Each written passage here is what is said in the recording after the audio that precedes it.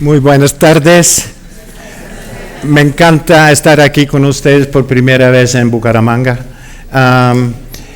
Primero me gustaría agradecer a mis colegas que me invitaron aquí. Es verdad, un placer y un honor de estar con ustedes y sobre todo para poder celebrar con ustedes 30 años de programa de comunicación social.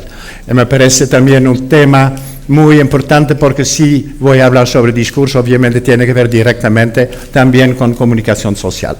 Entonces, como la colega ya ha enumerado algunas de las cosas que yo he hecho antes, entonces no necesito hacerlo yo, me parece práctico, entonces yo puedo directamente ir al grano. Pero me gustaría relevar, por lo menos en mi 40 años o más de experiencia en análisis de discurso, enfatizar algunos puntos más importantes que también todavía son relevantes para hoy. Primero, yo empecé con literatura y de esto también aprendí mucho analizando poesía, también después analizar discursos políticos, discursos de los medios de comunicación, discursos de la educación, libros de texto, etc. Yo aprendí mucho de mi experiencia de literatura que en este momento hace mi hija como profesora en la Universidad de Ámsterdam. Entonces yo puedo dejar eso para mi hija y no voy a hablar de literatura.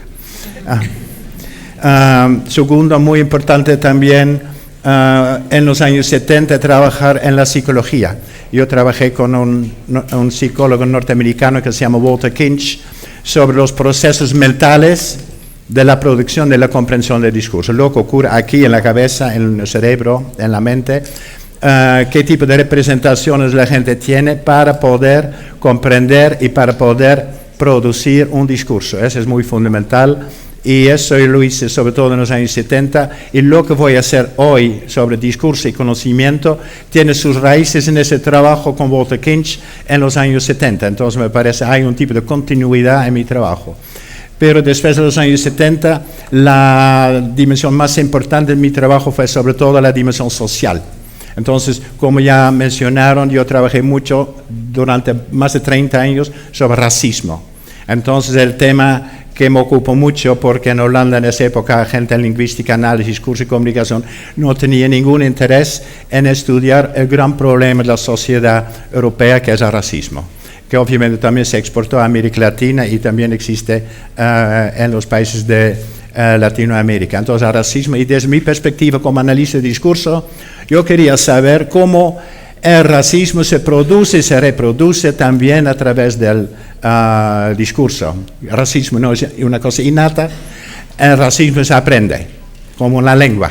El racismo se aprende, y cómo se aprende a través del discurso, a través de los medios de comunicación, libros de texto, conversaciones en la familia y a través del discurso político. Entonces, durante tantos años, en varios países, primero en Europa y después también en América Latina, con muchos colegas, estaba trabajando precisamente ese rol del discurso en la reproducción del racismo. Eso es muy importante porque la base del racismo también es la ideología. Entonces, otro tema, en mi tiempo, después de los años 80, que normalmente yo llamo de análisis o estudios críticos del discurso, un objetivo es precisamente no solamente analizar los discursos, sino también lo que está detrás o debajo. Por ejemplo, ideologías. Entonces, el racismo, como el sexismo también, se basa sobre una ideología. Entonces, en el año 98 yo publiqué en inglés y después también en español un libro que se llama Ideología, y lo que a mí me interesaba es cuál es exactamente esa ideología como base del racismo, o cuál es la ideología a la base del sexismo y otras ideologías. Entonces, eso también tiene una influencia un poco sobre lo que voy a hacer sobre conocimiento, porque conocimiento también es un sistema mental a la base del discurso. Entonces, y después de trabajo sobre contexto y otras áreas muy importantes del análisis de discurso, dentro de una aproximación multidisciplinaria. Yo empecé en literatura y después en lingüística, pero nunca me quedé allá. Siempre, si yo puedo recomendar a mis colegas y estudiantes, es si tú tienes un problema como racismo, como conocimiento, como racismo, tú necesitas siempre una aproximación multidisciplinaria. Tú no puedes simplemente comprender eso solamente con lingüística o solamente con comunicación o solamente con psicología. Siempre tiene varias importantes dimensiones. Y las tres dimensiones que yo estoy nuevamente analizando es, uno, el análisis explícito y sistemático del discurso. Dos, la base del discurso en la mente, en la cognición, entonces aspectos cognitivos, lo que hace la gente cuando están pensando, cosas que tienen que ver con conocimiento, actitudes, ideologías, normas y valores, todo lo que tenemos en común con otras personas mentalmente. Por eso yo llamo eso de cognición social. La segunda dimensión importante. Y la tercera dimensión importante, la sociedad. Toda la dimensión social, porque ideologías, conocimientos, actitudes no solamente son discursivas y no solamente son mentales o cognitivas, sino fundamentalmente también sociales. Se aprenden en la situación social, se aprenden en la interacción social, se aprende a través de la comunicación social. Por eso estamos aquí hoy 30 años con comunicación social. Comunicación social es la base de la ideología. Es la base del conocimiento, es la base del racismo. Comunicación social es fundamental en la sociedad humana. Entonces, dentro de esa área gigante de conocimiento, de lenguaje, de discurso, de sociedad, de poder y de abuso de poder, hoy voy a hablar sobre una noción que es casi la más básica de todo, y por eso tal vez 40 años no me atreví a tocarlo, que es la noción de conocimiento.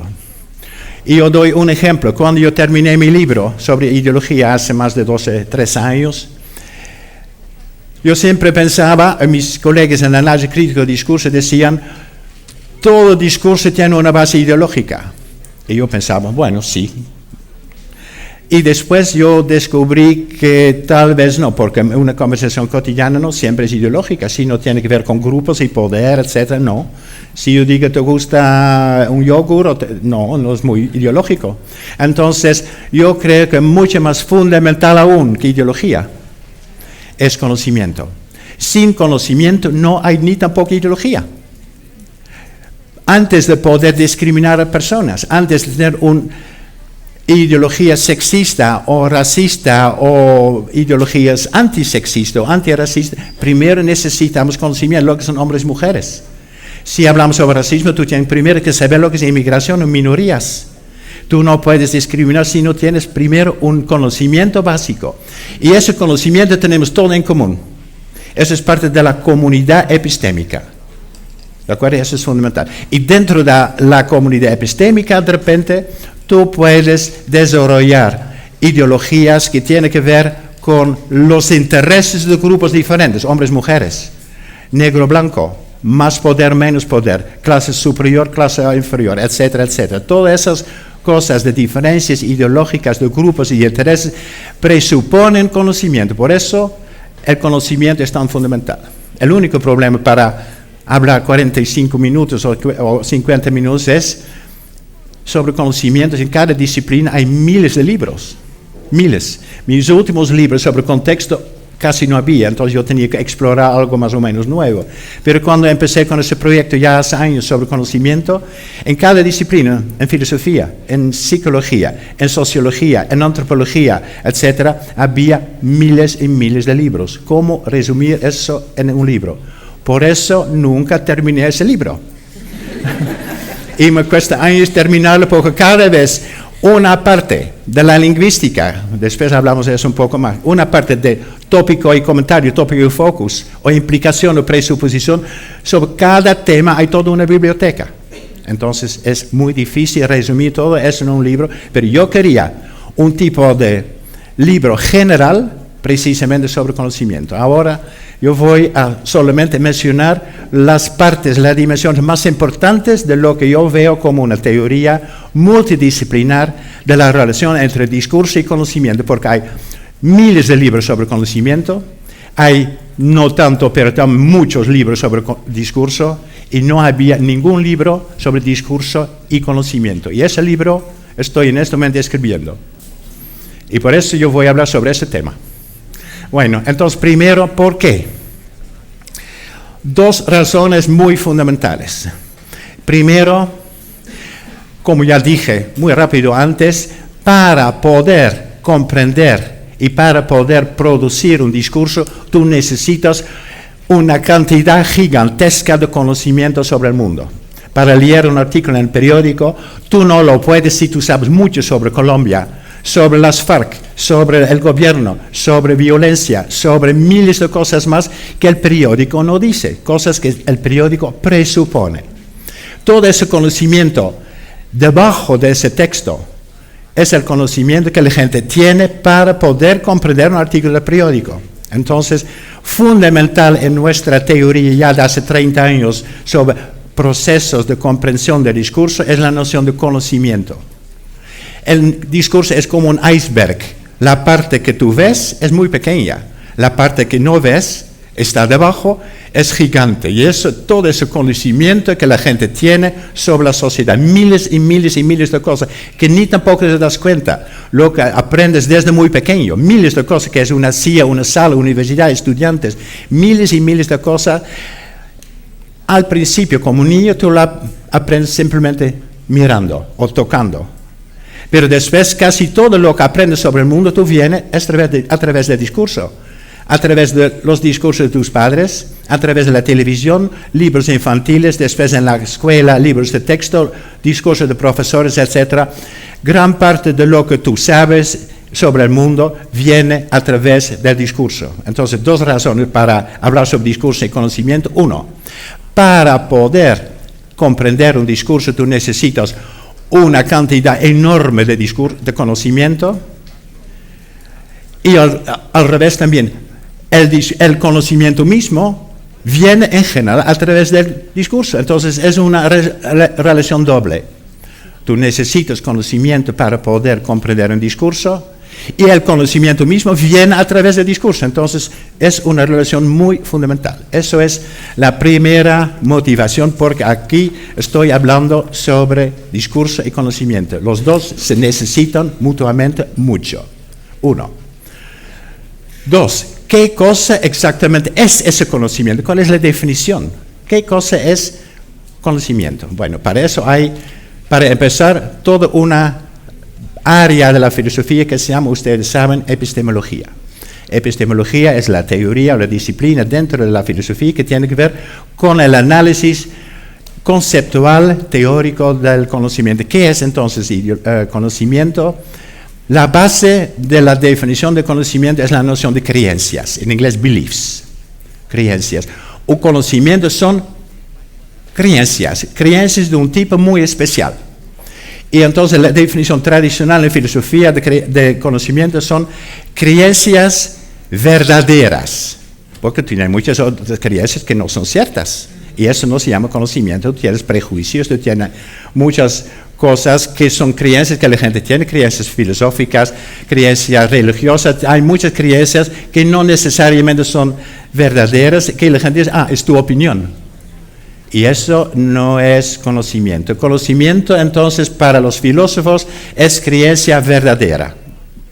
Pero hay más, no solamente es por casualidad verdadero, como si tú estás simplemente adivinando, no, son creencias verdaderas justificadas. Tú dices, yo lo sé porque lo he visto, uno, porque alguien me lo dijo y esa persona es confiable, o lo leí en periódicos, es confiable. O tres, yo lo podía inferir de otros conocimientos. ¿De acuerdo? Entonces tú puedes decir, yo estaba en Bucaramanga, eso implica, yo estaba en Colombia,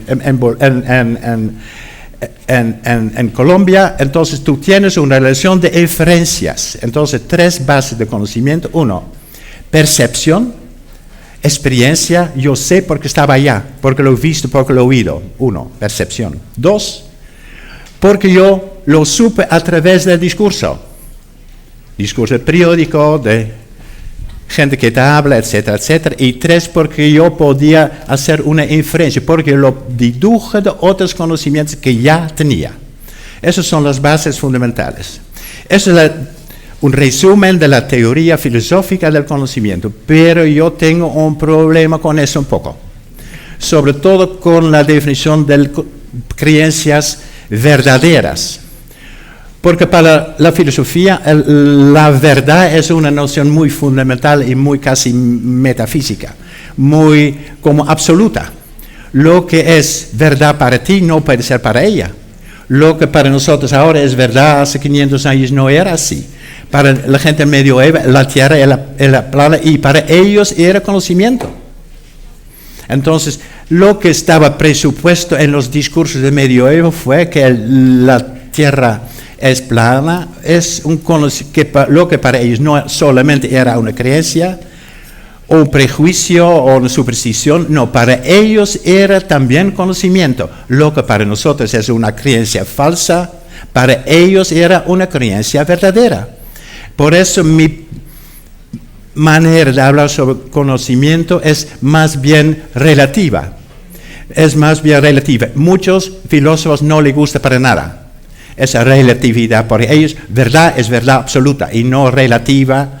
Y para mí, yo creo que yo tengo, como lingüista, también análisis de discurso y una persona en ciencias sociales, una noción más relativa del conocimiento como creencias verdaderas, pero dentro de una comunidad epistémica. Entonces, si la gente medieval era una comunidad epistémica y nosotros tenemos otra. Ahora tenemos una comunidad epistémica, por ejemplo, la ciencia y otra fuera de la ciencia. Entonces, tú tienes muchas diferentes comunidades epistémicas. Entonces, sí, el conocimiento es una creencia verdadera, pero dentro de una comunidad epistémica. Y no solamente verdadera, sino también en cada comunidad epistémica tiene sus propios criterios de justificación. Porque en la vida cotidiana puede ser, Pedro estaba en casa porque yo vi que estaba encendida su luz en su casa, en su habitación. Eso basta, pero en la ciencia tú necesitas otros métodos de justificación. Entonces, cada comunidad epistémica tiene sus propios criterios de justificación. Eso es absolutamente importante. Entonces, tú puedes diferenciar comunidades epistémicas no solamente por sus conocimientos, sino por sus criterios de justificación o sus métodos, si quieres. ¿De acuerdo? Entonces, para mí, la noción de conocimiento como creencia verdadera, justificada, es relativa con una comunidad epistémica. Allá estamos entrando en la dimensión social, porque una comunidad epistémica, científicos, medioevo, la modernidad son nociones sociopolíticas, socioculturales. Tú puedes tener en diferentes culturas diferentes maneras de justificar las creencias. Bueno, eso es un resumen en un par de minutos de la filosofía del conocimiento y mi crítica y mi manera un poco más diferente de la concepción de conocimiento en la filosofía. ¿Qué más? Eso es entonces la definición del conocimiento. Otra noción muy importante, otra disciplina, es la psicología. Entonces, durante años, como yo mencioné antes, trabajé con Walter Kinch sobre los procesos de conocimiento, de procesos de producción y de comprensión del discurso. Y una de las cosas que aprendimos en ese trabajo fue, tú no sabes producir, comprender un discurso sin esa cantidad enorme de conocimiento. Entonces lo que ocurre es, si tú estás leyendo un texto, por ejemplo el periódico, una experiencia que todos tenemos en común, o escuchando una noticia en la radio o en la televisión, lo que ocurre es, tú empiezas a leer las palabras y al mismo momento que tú empiezas a leer las palabras, no solamente activas tu conocimiento de la lengua, la gramática, las estructuras de discurso, las estructuras de discurso de la noticia, todas esas cosas tienes que activar. Tienes que decir, es un titular, eso es un lead, eso es tal y tal categoría de la noticia, eso estás activando, claro. Pero al mismo momento estás activando cantidades enormes del mundo para poder establecer el sentido de una oración, como en la semántica tradicional de la lingüística. Y después también, como aprendimos en la gramática textual, establecer coherencia entre las oraciones. Tú necesitas activar mucho conocimiento para poder relacionar esas cosas, porque el discurso básicamente es totalmente incompleto. Miles de cosas que necesitas para establecer coherencia de una oración o proposición a otra proposición no están en el texto, están presupuestos. ¿Por qué? Porque la persona que escribe el texto presupone que las personas leyendo el texto tienen todo ese conocimiento. Entonces, para poder explicar esos procesos mentales de producción de comprensión del discurso, tú tienes que mostrar cómo un lector, una lectora está activando esas cantidades enormes de conocimiento. Bueno, eso es lo que una cosa fundamental ya desde los años 70, que también tú puedes encontrar en la inteligencia artificial, que trata de producir textos automáticamente. Pero solamente es posible si el computador tiene un conocimiento gigante del mundo. Y esa es una de las cosas más difíciles para la producción automática del discurso y la más difícil también para comprensión o traducción automática del discurso, no solamente porque necesitas una gramática, por ejemplo, el español, y no solamente necesitas una teoría del discurso, por ejemplo, la estructura de las noticias, sino también cantidades enormes del conocimiento que tiene la gente. Y tú aprendes durante 5, 10, 20, 25 años cada día una cantidad de conocimiento es tan gigante, tú deberías programar todo ese conocimiento en el ordenador para que el ordenador pueda comprender, parafrasear, responder preguntas o traducir el texto del periódico. Y esa es una de las cosas más difíciles. Entonces, eso es muy corto, un poco de la psicología del discurso, pero hay más. Antes yo hablaba sobre la definición de la filosofía del conocimiento y que para psicólogos lo que es.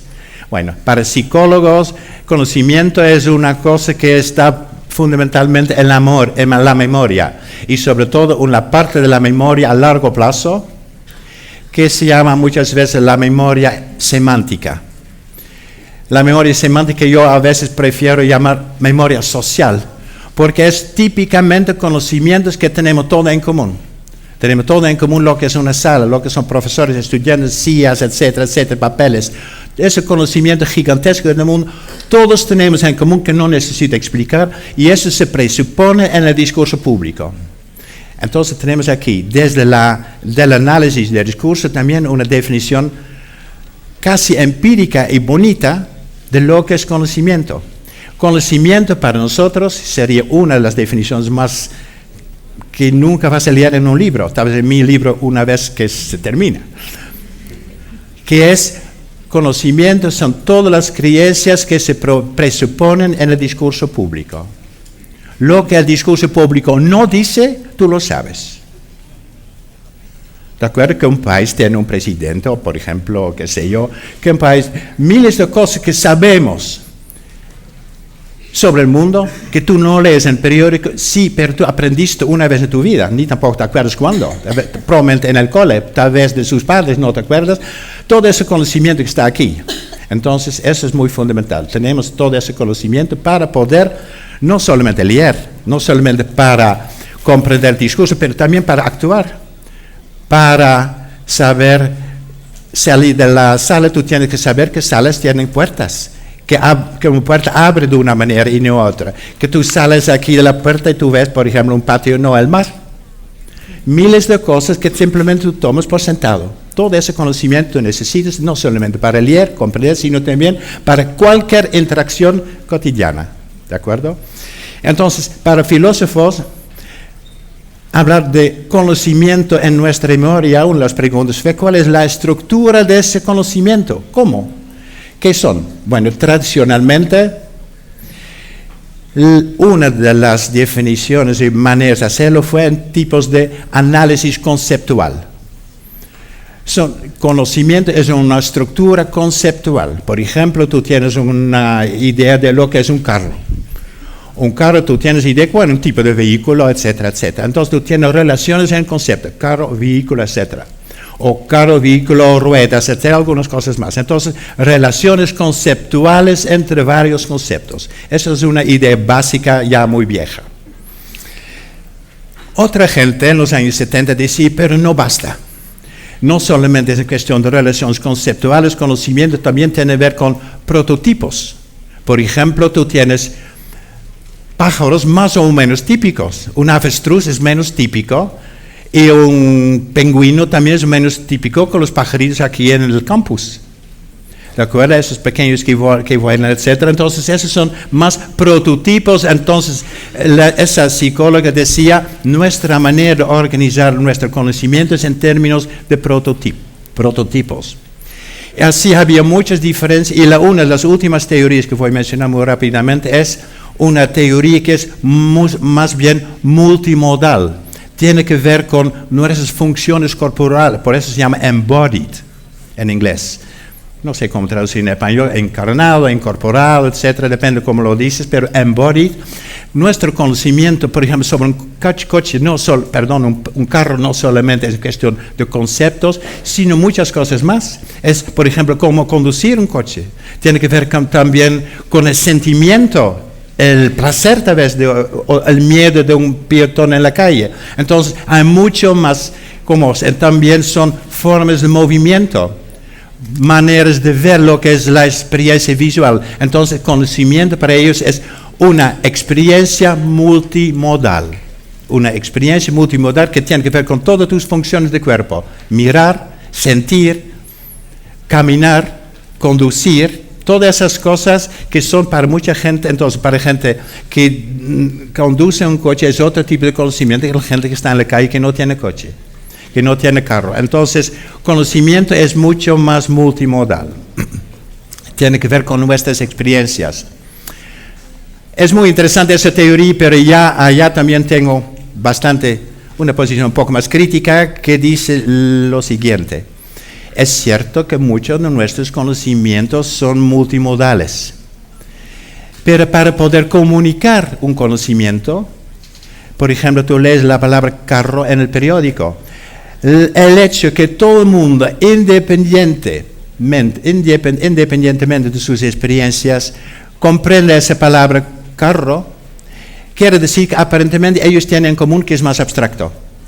Porque para una persona es peatón, otra persona conduce, etc. Entonces, no puede ser que el conocimiento que tú quieres comunicar en una comunidad epistémica, que tú tienes en común con mucha otra gente, no puede ser solamente tus experiencias personales con un coche.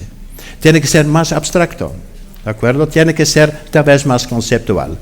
Pero sí es importante que tal vez no es el conocimiento general que tenemos en común con otra gente de una comunidad, pero tu conocimiento de tu coche sí es multimodal. ¿De acuerdo? Entonces, yo creo que podemos hablar sobre conocimiento personal. El conocimiento personal sí es multimodal.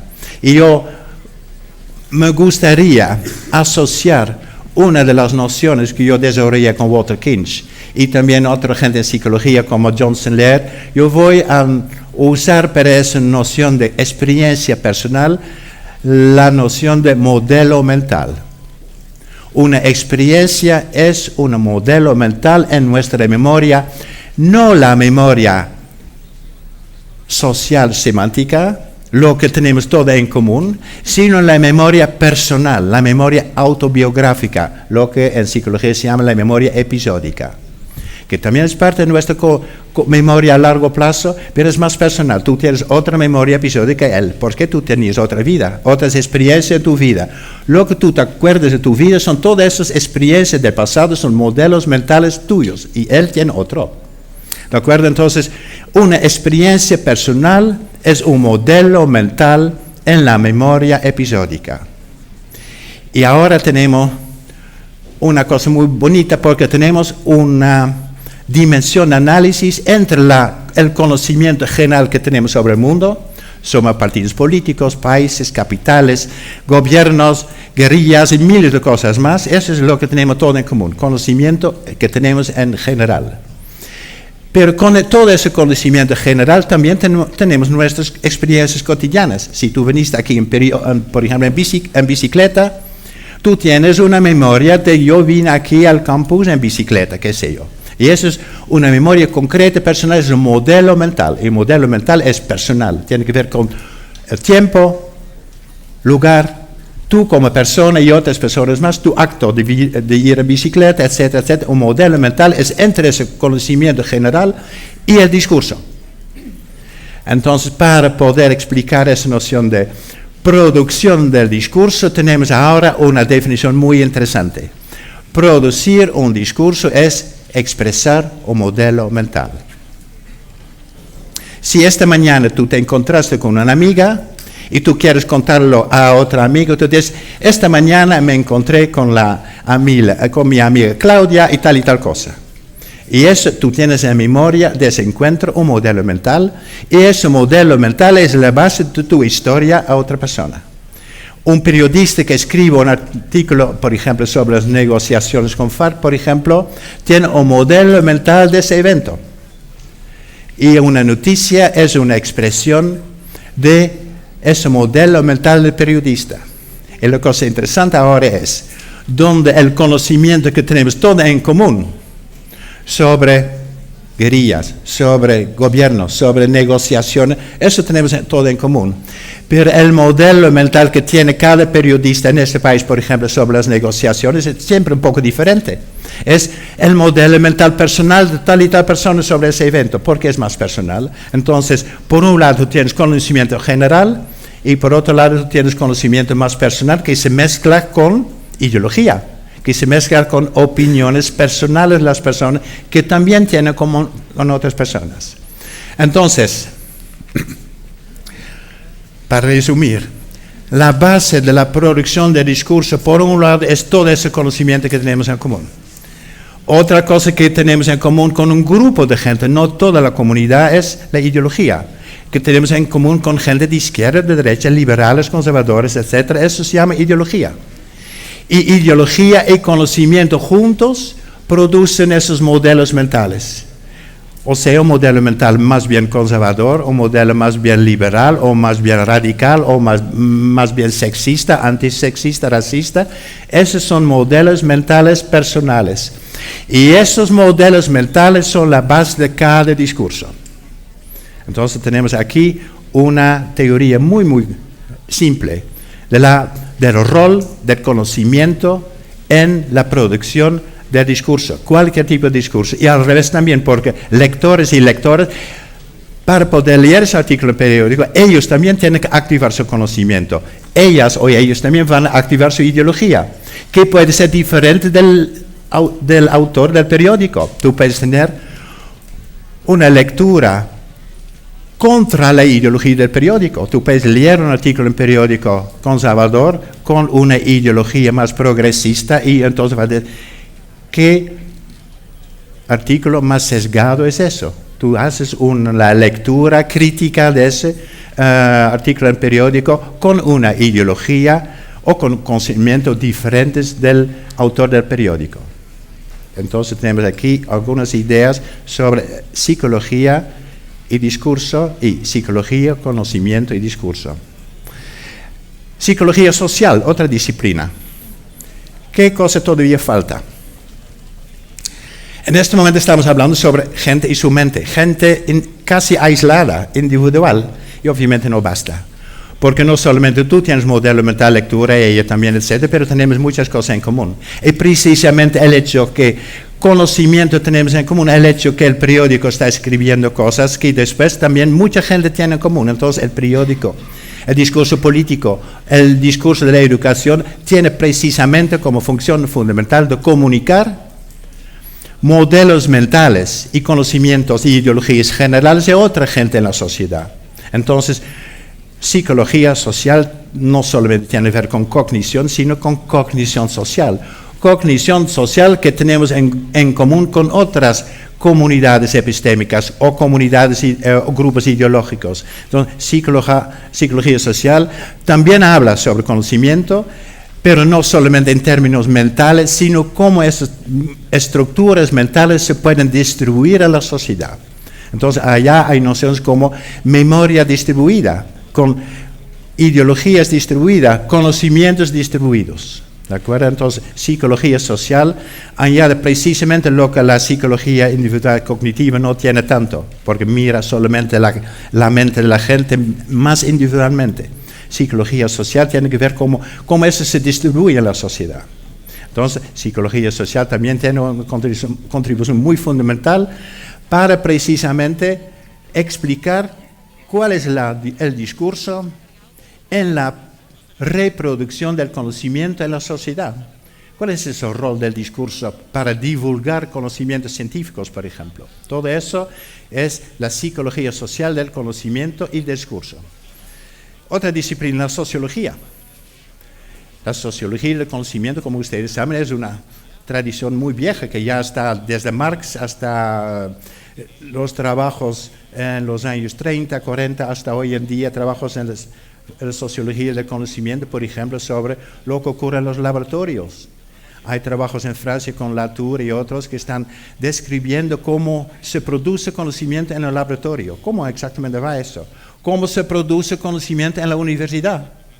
¿Cómo va exactamente esa forma de interacción entre profesores y estudiantes? ¿Cuál es la estructura institucional de la producción del conocimiento? Eso también es fundamental. Y allá también, otra vez, el rol del discurso es fundamental. Tú no puedes imaginarte en escuelas, universidades, periódicos, gobiernos sin discurso.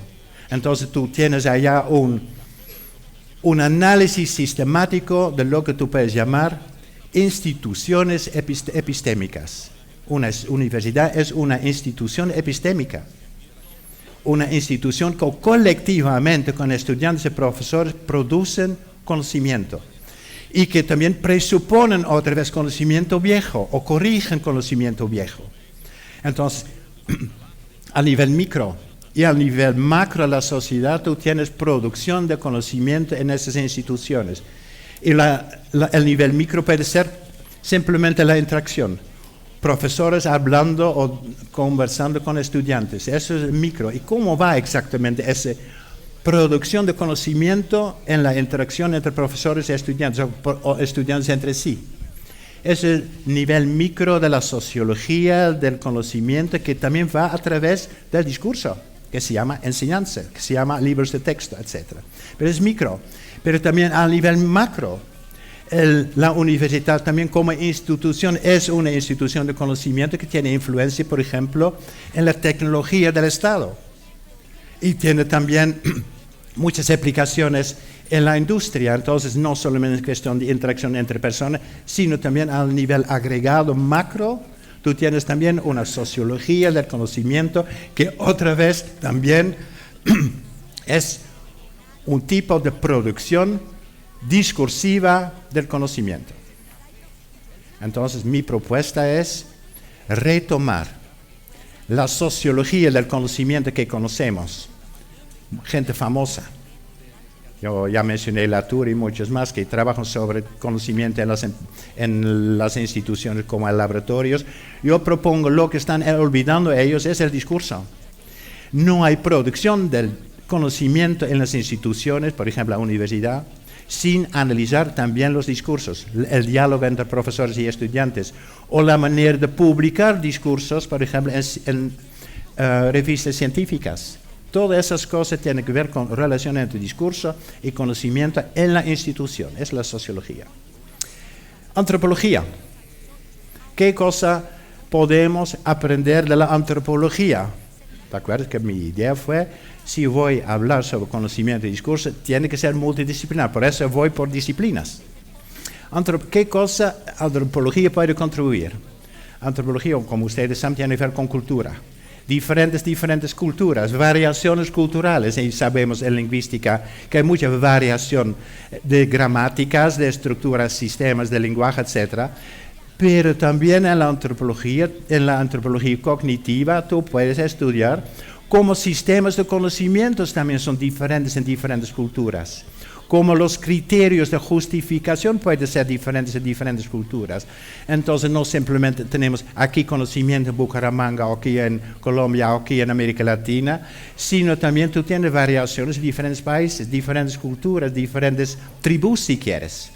Cada tribu, cada grupo tiene criterios de conocimientos un poco diferentes. Yo creo que la contribución más importante de la antropología es mostrar que también en una antropología crítica, que algunos conocimientos en el mundo son más conocimientos dominantes y otros conocimientos del mundo que no se toman como conocimientos, sino tal vez como superstición, son más bien conocimientos dominados que no valen, ¿de acuerdo? Entonces, por eso, en una antropología crítica, también tú estás analizando qué variación de conocimientos o variaciones de criterios o métodos de justificar conocimientos o de creencias son diferentes en diferentes culturas. Me parece muy importante. Ahora, para terminar, y después tenemos tiempo para preguntas y debate, mi propia disciplina, lingüística, análisis, discurso. Bueno,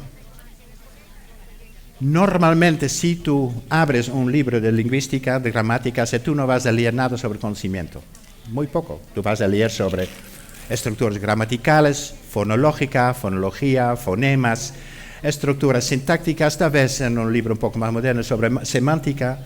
Tú lees un poco tal vez sobre lexicología, morfología y miles de cosas más. Conocimiento no está.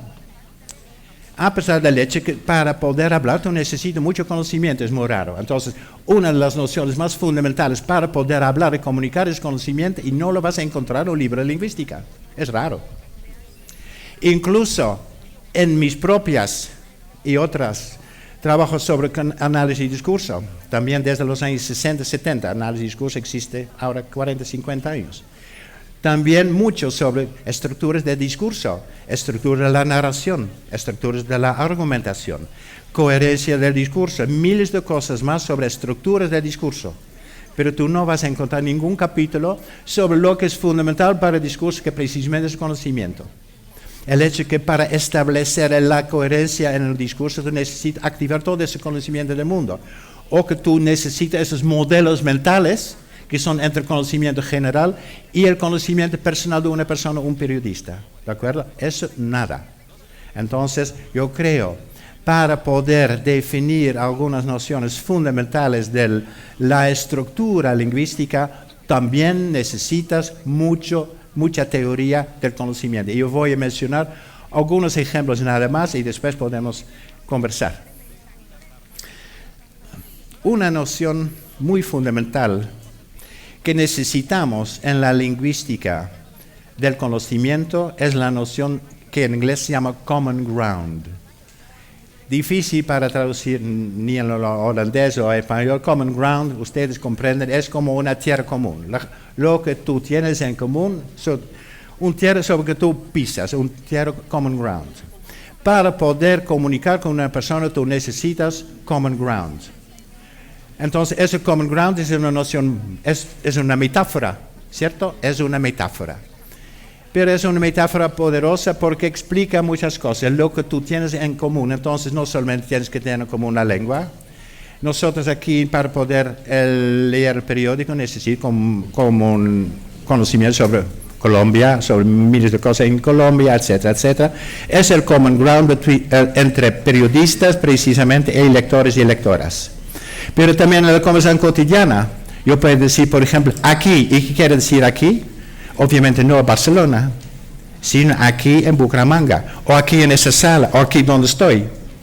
Y ustedes pueden verme donde estoy en ese momento. Entonces, si yo digo aquí, en ese lugar donde estoy, hay un common ground porque ustedes ven dónde está mi lugar, etcétera, etcétera. Entonces, common ground es una cosa muy flexible, que varía con el contexto. Puede ser aquí donde estoy, aquí en la sala, aquí en la universidad, aquí en Bucaramanga, aquí en Colombia, aquí en la América Latina. Entonces, tú notas que la palabra aquí tiene una significación múltiple, depende del contexto de quien habla. ¿De acuerdo? Y cada persona, para poder comprender la palabra aquí, tú tienes que tener en común con los lectores o oyentes, etcétera, lo que tienes en común. Por ejemplo, un contexto. Entonces, esa noción de common ground, vamos ahora a definir. ¿Qué cosa es todo common ground? Common ground es una metáfora de muchas cosas. Common ground es, primero, conocimiento, digamos, universal.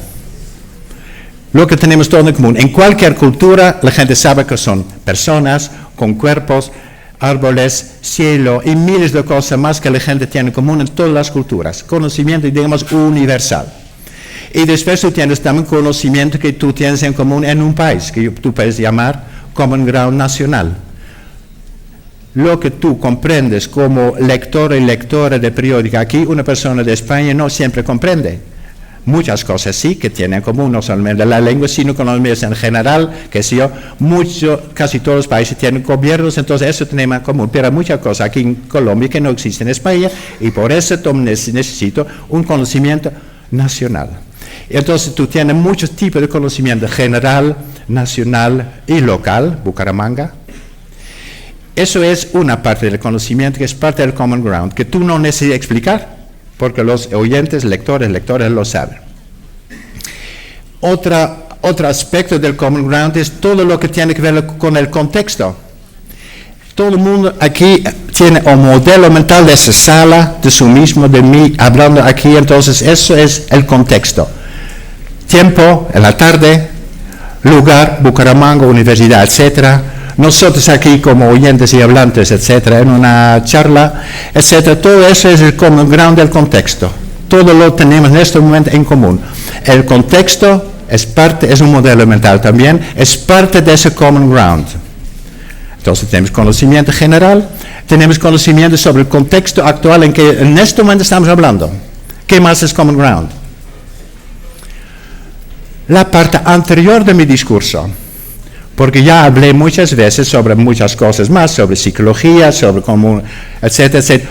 Todo lo que yo acabo de mencionar, yo no necesito repetir. Eso también es common ground para cada nueva oración. Todo lo que yo dije antes es conocimiento que ahora tienes. Espero. Y esa parte anterior del discurso, esa parte anterior también es parte del common ground. Ahora, con esa noción de common ground, con esos diferentes tipos de conocimiento, la gente va a producir y comprender cada oración del discurso. Y la cosa interesante ahora de la lengua es que la lengua natural está perfectamente estructurada para manejar esa producción y comunicación de conocimiento. Y por eso, como ustedes saben de la primer año de clase de lingüística, que la estructura de una oración no solamente es, por ejemplo, una parte nominal, una parte verbal, sino también que hay una distinción en lo que se llama tópico y comentario, tópico y focus. ¿Y tópico qué cosa es? Tópico precisamente, muchas veces en inglés y en español, la primera parte de la oración que se llama tópico, ¿qué cosa es? Que es precisamente la parte de la oración que la gente ya conoce, que es parte del common ground. Entonces, si tú cuentas una historia sobre Pedro, dice Pedro tal y tal, después de algunas oraciones ya sabes quién es Pedro. Y tú puedes contar cosas nuevas sobre Pedro. Y las cosas nuevas es conocimiento nuevo. Y Pedro todavía siempre el protagonista de la historia es conocimiento viejo. Entonces, una de las maneras de comprender la estructura de la lengua en términos de lo que se llama la dinámica de la información es qué parte de la estructura de la oración tiene que ver con conocimiento que ya tenías y cuál es la parte del conocimiento que todavía no tenías. Eso se llama focus o comentario, hay varias palabras, da igual. Entonces, es una dimensión. Pero obviamente hay mucho más. Por ejemplo, tenemos artículos definidos. Tú dices, la mujer en una historia sobre una mujer. Entonces tú puedes tener la primera oración, puede ser, una mujer estaba caminando en Bucaramanga, en tal y tal calle. Tú introduces una persona que todavía no conoces con una artículo indefinida, una mujer, y después tú puedes referir a esa persona con artículo definido, la mujer o ella, etcétera, con pronombre o artículo indefinido. ¿Por qué? Porque ya conoces a esa mujer de lo que decían antes en la historia. Entonces, la estructura de la lengua, por lo menos en el inglés y en el español, no todas las lenguas lo tienen, pero por lo menos en el inglés y en el español, tú tienes estructura de la lengua que marcan en la oración cuál es la parte ya conocida y la parte todavía no conocida. Artículos definidos de una manera, pronombres también. Bueno, así hay muchísimo más. Yo voy a mencionar 2 o 3 más y después tenemos tiempo para Mucha pregunta. ¿Qué más? Yo mencioné antes que el discurso es como un iceberg. El discurso es como un iceberg porque gran parte del conocimiento en el texto no ves, que es bajo del agua de la conciencia. Solamente el discurso, en principio, según las reglas de Grace, en principio solamente dice cosas que todavía no sabías, o por lo menos en gran parte no sabías. Es la función informativa del discurso. Entonces, muchas veces, conocimiento que tú explicas, etcétera, etcétera, implica muchas otras cosas más. Entonces, cuando yo voy a volver a Barcelona y yo digo, yo estaba en Bucaramanga, y la gente sabe un poco sobre geografía, entonces dice, ¿cómo te fue en Colombia? Y yo no dije nada de Colombia.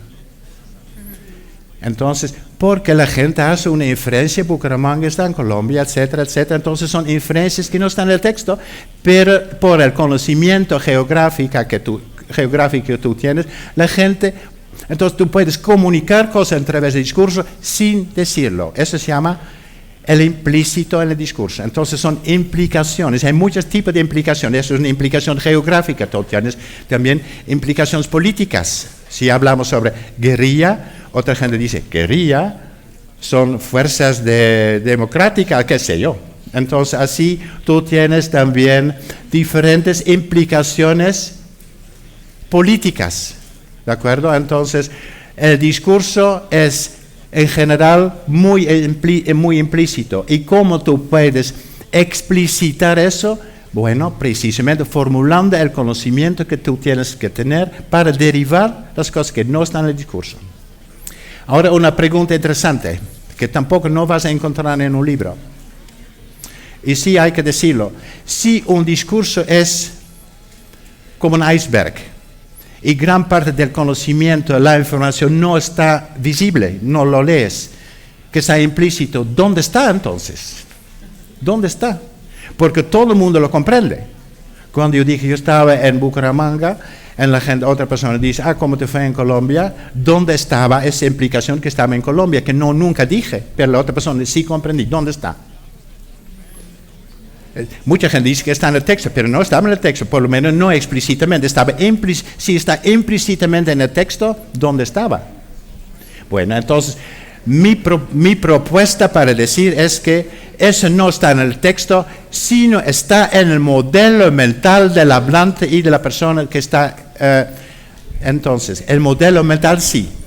Entonces, cuando yo estoy hablando sobre Bucaramanga, en mi modelo mental, dice, yo estaba en Colombia en una ciudad que se llama Bucaramanga, pero eso no necesito decir porque yo sé que la persona con quien estoy hablando, por ejemplo un colombiana en Barcelona, no necesito decir eso en Colombia porque es simplemente información superflua.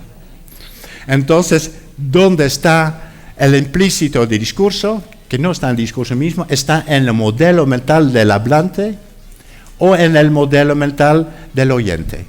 ¿De acuerdo? El implícito del discurso está en sus modelos mentales. Entonces, la definición ahora de información implícita es información dentro del modelo mental de un hablante que se expresa en el discurso. Es una definición muy linda, corta, de lo que es implícito. También para nociones que no voy a elaborar aquí, la noción de presuposición, que es muy fundamental en lingüística, filosofía, etcétera, etcétera. Lo que un discurso presupone muchas cosas. El ejemplo terrible que siempre se usa, así es, Pedro dejó de pegar a su mujer. Eso presupone que pegó antes, etcétera, y bueno, entonces, eso no dice, pero se presupone. Entonces, también son una cosa implícita que el discurso no dice, ¿de acuerdo? Entonces, muy importante. Pero así tú tienes muchos aspectos del discurso que no son explícitos, entonces, cosas como pronombres, el implícito, presuposiciones, tópico en focus, y muchas cosas más que tienen que ver. Un ejemplo para terminar. Para describir una cena, tú tienes muchas maneras de describir la misma cena. Tú puedes decir, hubo un atraco al banco, y nada más, titular. Pero si tú quieres dar más información, tú desarrollas eso en un artículo del periódico o un cuenta a tus amigos. Entonces vienen muchos más detalles. Y tú puedes describir la realidad a muchos niveles de abstracción. Tú puedes tener un artículo así pequeño en el periódico sobre el atraco de banco, pero también una cosa así. Entonces tú tienes muchos niveles de precisión, muchos niveles de especificación. Tú puedes, con el mismo modelo mental que un periodista o tú, con tu experiencia porque estabas en el banco, con ese modelo mental tú puedes resumir lo que está en el modelo mental en 2 o 3 líneas. Pero si tú tienes que ir a la policía para hacer una declaración, ellos van a preguntarte muchas cosas. Tú tienes que explicitar tu modelo mental de una manera mucho más detallada. Por ejemplo, la ropa de los ladrones, etcétera, etcétera. El modelo mental que tú tienes depende del contexto. Con amigos tú tienes otra historia que con, por ejemplo, la policía. Depende del contexto. Y depende del contexto cómo tú vas a manifestar eso. Tú mandas... Ustedes son gran parte de comunicación. Estamos aquí en comunicación social. Tú mandas 20 periodistas al mismo evento. Teóricamente, si son objetivos, escriben toda la misma historia. Nunca ocurre. Nunca. Tú vas a tener 20 historias totalmente diferentes. Que toman todo ya con en principio, casi el mismo modelo mental. Pero depende del periódico, de sus otras experiencias, de adaptarse más o menos al público, etc. Tú vas a tener 20 historias diferentes porque individualmente, en la misma situación, primero, ellos tienen modelos mentales un poco diferentes, si son más de izquierda o de derecha, feminista o antifeminista, etcétera, etcétera, o si son liberales o conservadores, el mismo evento político construye para ellos primero un modelo mental diferente, uno. Y después con ese modelo que ya es bastante diferente, ellos tienen que escribir para periódicos diferentes, o programas de televisión diferentes, son contextos diferentes, ellos van a adaptarse más o menos a un público diferente. Entonces también por razones del contexto, el discurso es además muy diferente. Entonces tú tienes aquí una explicación porque el mismo evento político genera discursos totalmente diferentes. Y para poder explicar todas esas cosas necesitamos siempre esa idea de conocimiento general, conocimiento más específico que es el modelo mental y finalmente cómo esas estructuras muy fundamentales y más específicas, por ejemplo el modelo mental, se manifiesta en el discurso con pronombres, con estructuras sintácticas, con implicaciones, con presuposiciones, con más o menos detalles en la descripción de las personas, etcétera, etcétera, etcétera. Así hay muchos aspectos muy técnicos también en la descripción de la lengua que tiene que ver con la estructura del conocimiento y cómo esa estructura del conocimiento se manifiesta en las estructuras del discurso. Nada más, ahora ustedes.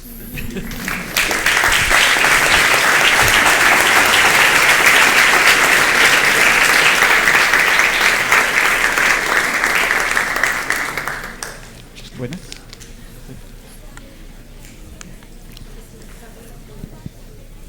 Hay micrófono, sí, que está circulando. Allá también.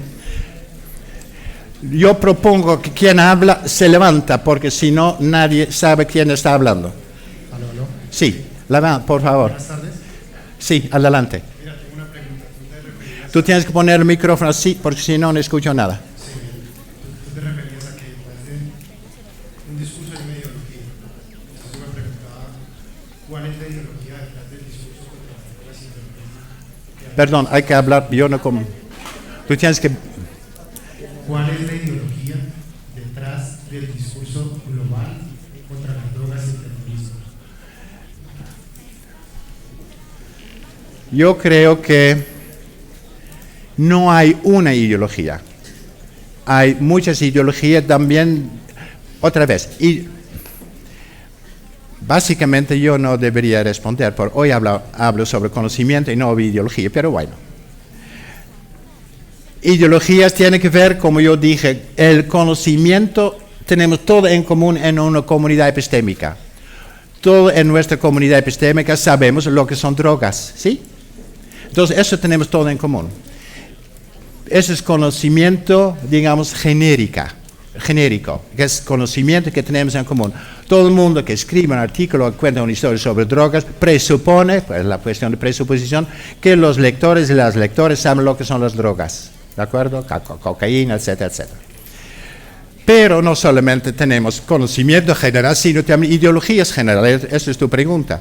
Y esas ideologías, cuando conocimientos tienen que ver con comunidades epistémicas, ideologías tienen que ver con grupos. Entonces, un grupo del gobierno, un grupo de médicos, un grupo de estudiantes, un grupo de gente que usa drogas, todos tienen su propio interés en reprimir o usar o legitimar o etcétera drogas, ¿de acuerdo? Entonces no hay una ideología, hay ideologías que tienen que ver con los grupos de interés que tienen que ver con las drogas, gente que lo vende, gente lo compra, gente lo quiere prohibir, la policía, la justicia, etcétera. Todos esos grupos tienen sus propios intereses. Y por eso cada grupo que tiene que ver con drogas, y la misma cosa con aborto, con divorcio, con inmigración y miles de otros conceptos más sobre que hay opiniones diferentes en la sociedad, cada grupo tiene su propia ideología. Su propia ideología, lo que es bueno, lo que es malo. Por ejemplo, un grupo dice, drogas son fatales para la salud, desde una perspectiva más médica. Otra gente va a decir, drogas es muy bueno para soñar, qué sé yo. Entonces,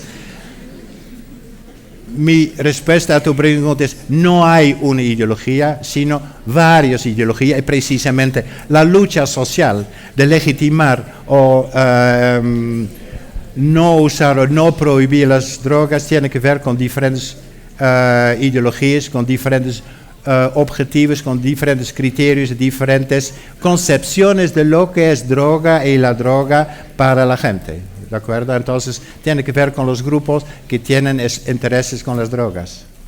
Entonces, y precisamente, y eso puede mezclarse con conocimiento. Por ejemplo, ¿cuáles son los efectos de las drogas? Tiene que ver con conocimiento, que pueden ser conocimientos objetivos. Pero un conocimiento objetivo de la droga es otra cosa que la experiencia de la droga. O la experiencia de tratar víctimas de las drogas, etcétera, etcétera. Entonces son experiencias diferentes. Entonces, tú tienes aquí una mezcla de conocimiento, ideologías, actitudes, etcétera, etcétera. Más. Bien, buenas tardes. Gracias, maestro. Intento ubicarme en la organización como una comunidad epistémica utilizando sus palabras. Las organizaciones se interesan cada vez más en la gestión del conocimiento. Y ¿qué cosas? Las organizaciones, sí. Empresas, una sí. mirada más amplia, se interesan en gestionar su conocimiento y en lograr una transferencia del mismo entre sedes, entre países, y son multinacionales y todo lo demás. Este conocimiento pues está también cargado de un discurso político propio, ¿sí? Mi pregunta es cómo lograr la apropiación de este conocimiento para la transformación, o no sé si será lo mismo, cómo cautivar esos modelos mentales para llegar a una acción deseable, para lograr en últimas una unidad en medio de la diversidad cuando hablamos de una organización, por ejemplo, multinacional. Qué preguntas difíciles.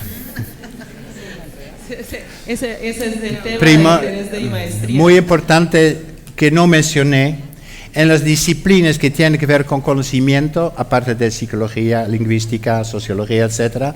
Ahora, en la teoría de las empresas, la mayoría de los libros que se producen hoy en día sobre conocimiento son precisamente sobre conocimientos específicos en las empresas y cómo transferir ese tipo de conocimiento, cómo compartir conocimiento en la empresa y sobre todo empresas de conocimiento, de tecnología, etcétera, etcétera, y la producción del conocimiento es absolutamente fundamental. Entonces, lo que yo quería enfatizar, que ese tipo de estudio no solamente mira de una manera, digamos, abstracta en ese tipo de conocimiento, sino sobre todo para nosotros ahora, analizar los discursos en varios participantes de las empresas, porque la junta de dirección habla sobre ese conocimiento de una manera diferente que el ingeniero o la ingeniera hablando sobre esas cosas. En el laboratorio se habla sobre conocimiento muy diferente de las personas en venta que tienen que vender esos productos. Entonces yo creo que de la misma manera que estoy diciendo ahora, que cada discurso no solamente depende del conocimiento o ideología de la gente, sino también del contexto. Para hacer un análisis sistemático del conocimiento y sus distribuciones en la empresa o entre empresa y la sociedad, yo creo que es fundamental que cada vez tú analizas la situación de comunicación, que yo llamo el contexto. Entonces, allá tú puedes ver, para el ingeniero hablando sobre ese tipo de conocimiento, por ejemplo, para programar un computador. Para el computador puede responder automáticamente a una llamada telefónica, qué sé yo. Entonces hay que programar mucho conocimiento.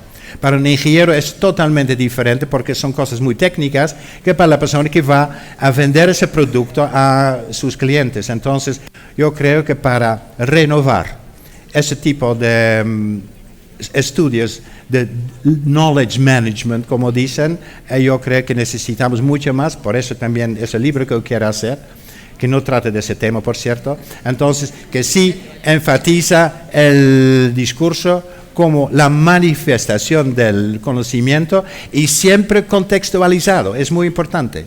No tú tienes directamente aquí conocimiento, por ejemplo, en una empresa, aquí tienes el discurso que manifiesta ese discurso. Siempre depende del contexto, ¿de acuerdo? Y eso te da muchas más ideas como para diferentes partes de la empresa hablar sobre su conocimiento es totalmente diferente.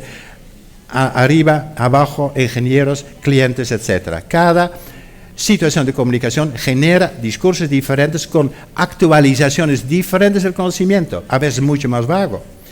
Ingenieros entre sí pueden hablar sobre la técnica de programar un computador, que para clientes no es importante, ni para los jefes de la empresa. Entonces, cada vez la manifestación del discurso, del conocimiento en la empresa o entre empresas siempre depende del contexto. Me parece muy importante para añadir algo a esa área. En un contexto de educación, desde la teoría de la construcción del conocimiento se presupone una interacción entre maestro y estudiante. Ajá. Y una negociación de conocimientos. ¿Cómo desde esa perspectiva se lograría que quien escucha o quien aprende o el otro logre un conocimiento multimodal?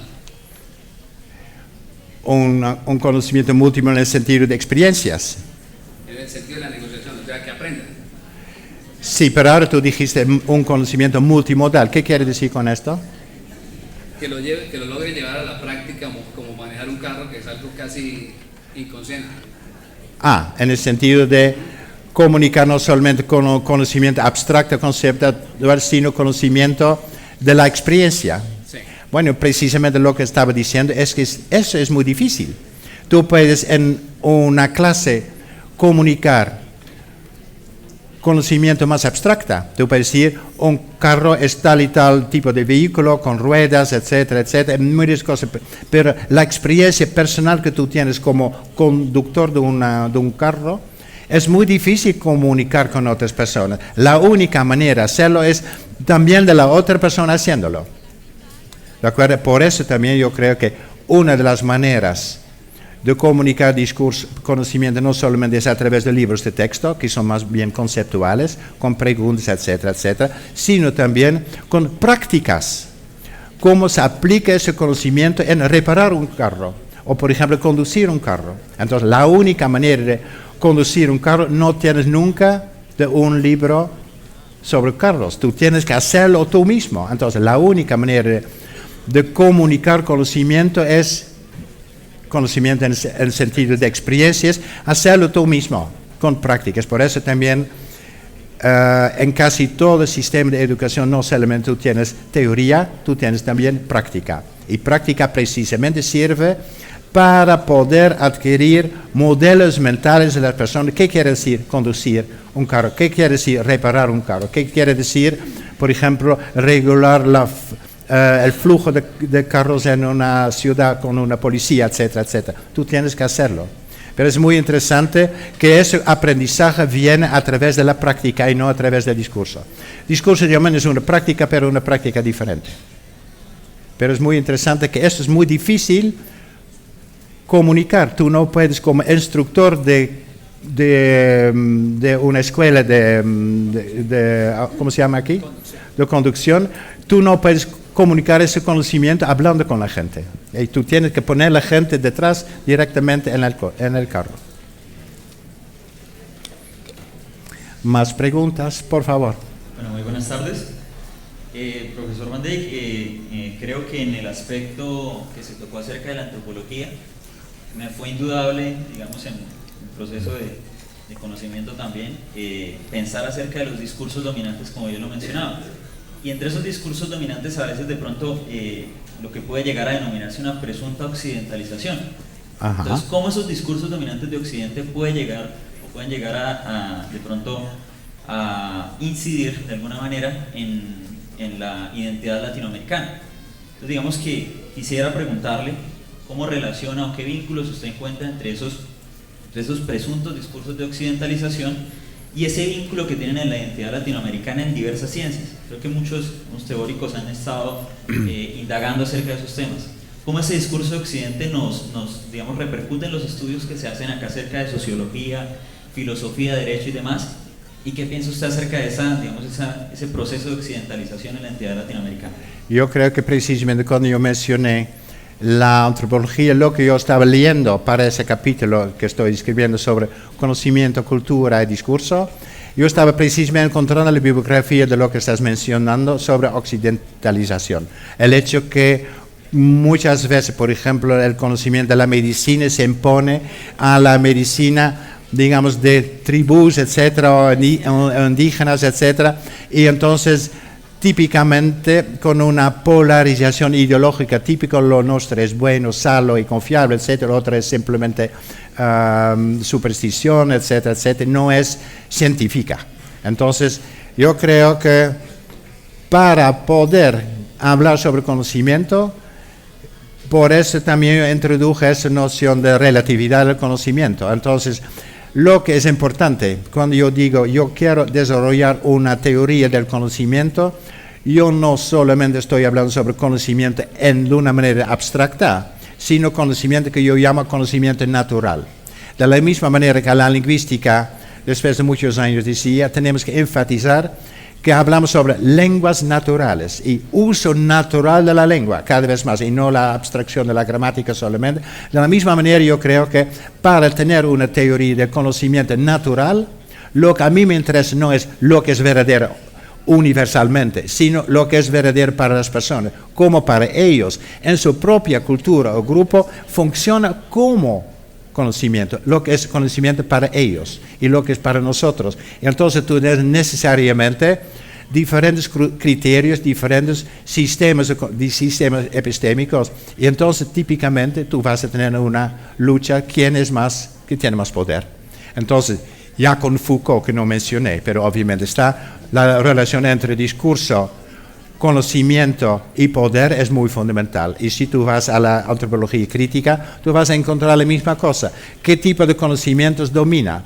Bueno, en la práctica sabemos de muchos estudios en antropología, etnografía, etcétera, que no quiere decir que, por ejemplo, la gente que vive en un tribu en Amazonas o en África del Sur, que importa, solamente cree en su propio conocimiento sobre la medicina. En la práctica la gente es muy pragmática. La gente simplemente usa cuando es necesario conocimiento, digamos, occidentalizado, pero lo combina con conocimiento sobre hierbas, etcétera, que no está en la medicina internacional. Entonces, la gente está muy práctica en la vida cotidiana, muy poco común que la gente solamente usa un sistema de conocimiento, y esas son las cosas que tú lees en este momento, pero lo que tú dices muy claramente, la gente que se manda desde Holanda a esa tribu, etcétera, va a decir, nuestro conocimiento es objetivo, es científico, etcétera, etcétera. Y obviamente ellos van a comportarse de esa manera arrogante, ignorando mucho conocimiento acumulado en ese lugar, muy típico lugar que tiene que ver con plantas, etcétera, etcétera, y tipos de enfermedades y manifestaciones y síntomas de enfermedades que ellos ni tampoco conocen, y que dentro de la comunidad ya ha generado un conocimiento local, desde generaciones.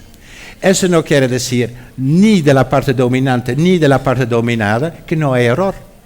Por supuesto, tenemos todo ese conocimiento que nos contaban nuestras abuelas, niño, para hacer tal y tal cosa tú tienes que tomar una... Bueno, son a veces también conocimientos que son prejuicios, etcétera, etcétera.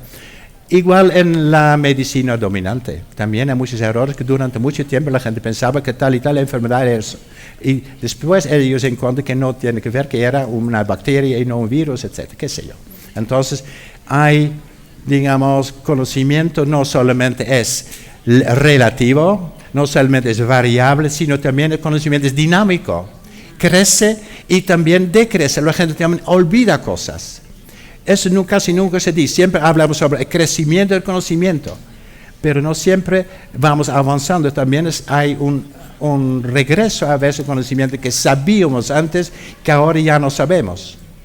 Porque muchas cosas, por ejemplo, de prácticas de reparar, qué sé yo, zapatos, que la gente ahora casi ya no hace reparar zapatos, la gente compra otro par. Entonces, es un ejemplo un poco tonto, pero en muchas cosas hay conocimientos que teníamos antes que la gente ya no tiene.